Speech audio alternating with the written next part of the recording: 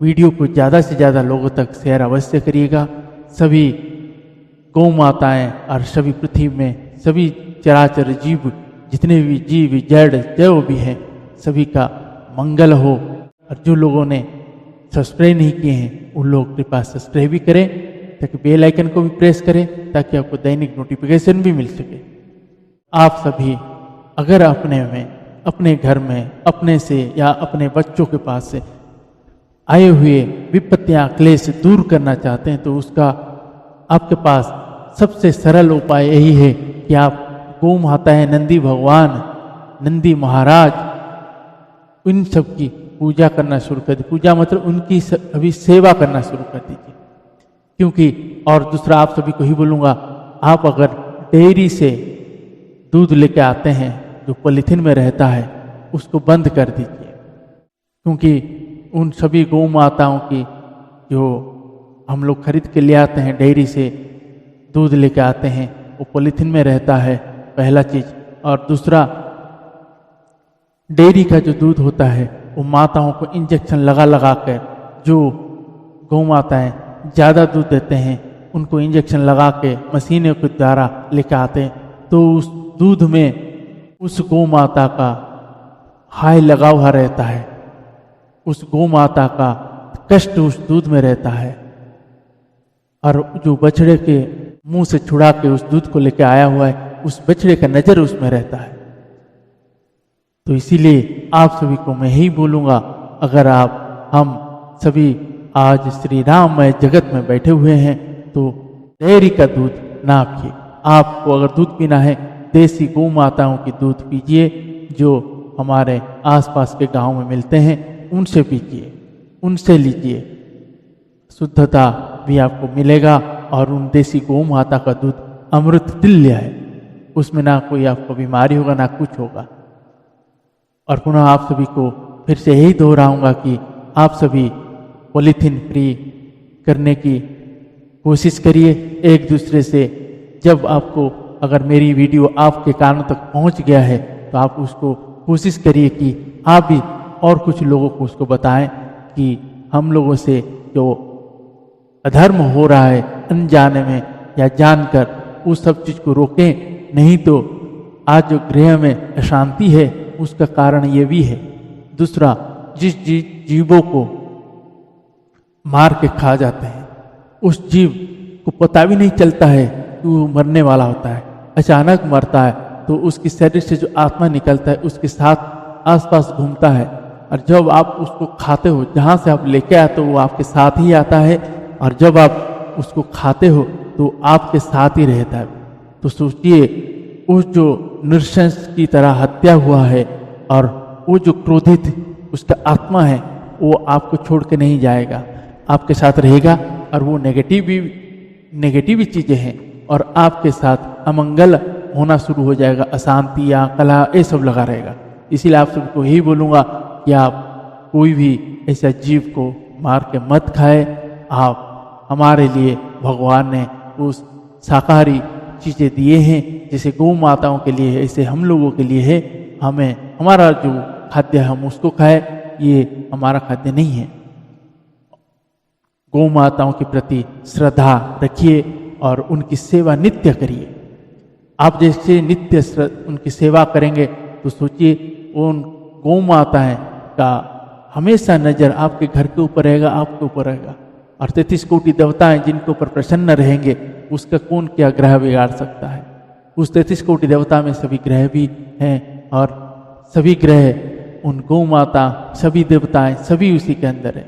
जब आप उसको प्रसन्न करेंगे, लेकिन छल से नहीं, आप सच्ची श्रद्धा, आप अगर आपको श्रद्धा नहीं बन पा रहा है तो आप गौ माताओं के सिर के ऊपर हाथ फेरिए, उसके कंधे में हाथ लगाइए, तो आपको ऑटोमेटिक उसके प्रति स्नेह बनना शुरू हो जाएगा। फिर आपको वो गौ माता ही नहीं छोड़ेगा। जब आप उसके साथ चिपक के हमेशा रहेंगे, तो फिर आपका हर तरह की संकट कट जाएगा। इसलिए मैं बार बार यही बोलता हूँ, गौ माताओं को आपके झूठे मत खिलाइए, या गौ माताओं को आपके बासी बचे हुए चावल, सब्जियां, ये सब चीज़ मत खिलाइए, उनकी मत बिगाड़िए।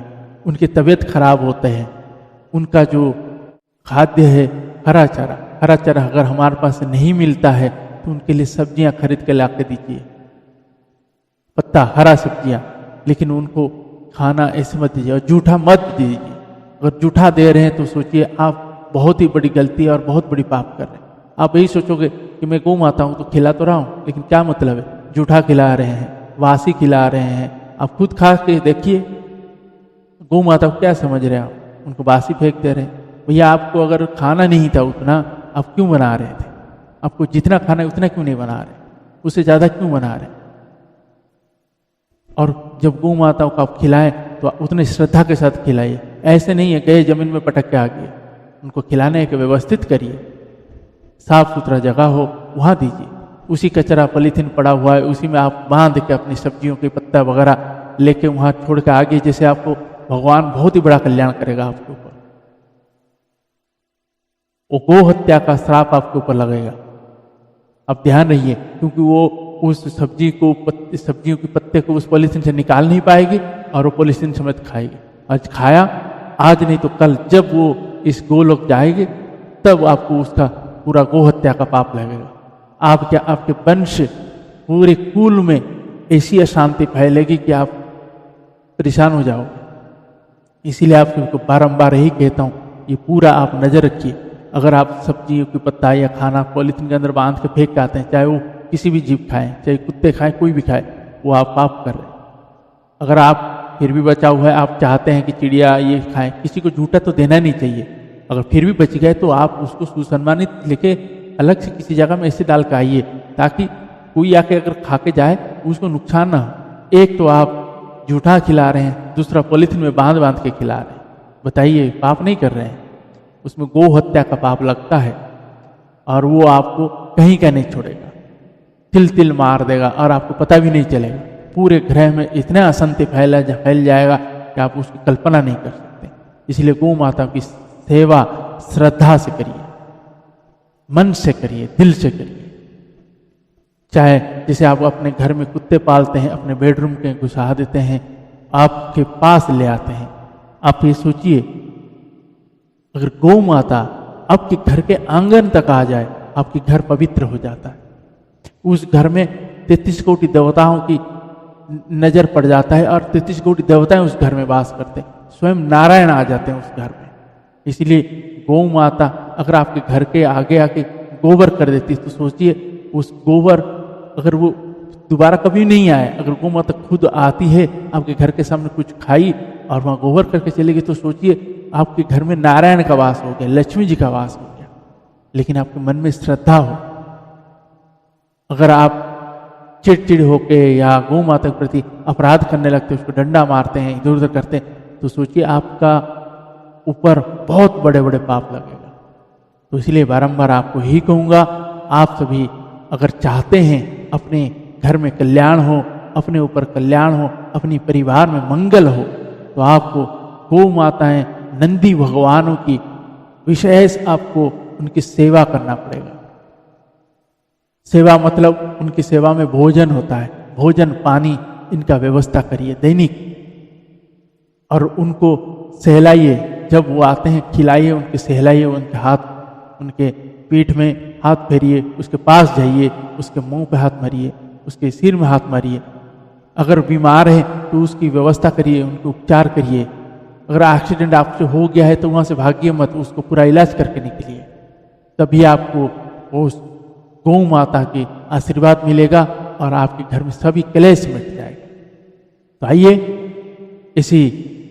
इन्हीं गौ माताओं के लिए आज के इस प्रसंग को हम समर्पण करते हैं कि आप अगर अपनी कोई भी ऐसी अनिष्ट नहीं करना चाहते हैं, हर पापों से मुक्त होना चाहते हैं, जो पाप हो गया है उससे भी आप मुक्त होना चाहते हैं, तो आपको एक ही उपाय करना है, निश्चल मतलब कपट रहित आपको गौ माता नंदी भगवान की सच्ची श्रद्धा के साथ उनकी सेवा करना पड़ेगा। उनके प्रति उनकी जैसे हरे घासों, हरे चाराओं की व्यवस्था, भोजन पानी का व्यवस्था करिए, उनको सहलाइए, उनको भक्ति करिए। उनकी जब कृपा हो जाएगा तो आपके ऊपर सभी भगवान, सभी देवताएं कृपा करेंगे, आपके ऊपर आए हुए हर विपत्ति टल जाएगा। जय सीताराम।